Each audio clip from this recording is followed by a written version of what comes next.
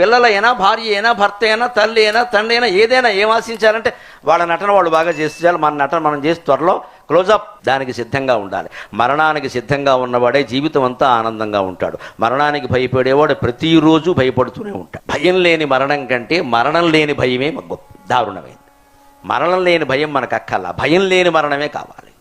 జీవితంలో ఏ శాస్త్రమైనా మనకి నేర్పవలసింది రెండే. దయచేసి గుర్తుపెట్టుకోండి. మీరు ఏ పుస్తకం చదవండి, ఏ సినిమా చూడండి, ఏ ప్రవచనం వినండి, మీ జీవితం అంతా మీరే విశ్లేషణ చేసుకోండి. మీరు రెండు విషయాలు నేర్చుకున్నారా? ఒకటి ధైర్యంగా బతకడం, రెండు సంతోషంగా మరణించడం. ఈ రెండు లేకపోతే జీవితం దండగా. ఏ పుస్తకమైనా, ఏ గ్రంథమైనా, ఈ స్తోత్రమైనా మనకి నేర్పాల్సింది ధైర్యంగా బతకడం, సంతోషంగా మరణించడం.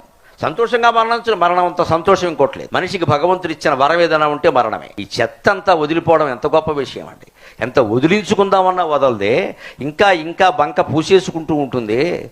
అటువంటిది వదిలిపెట్టాడు దేవుడు అంటే మరణం గొప్ప వరం నిజంగా.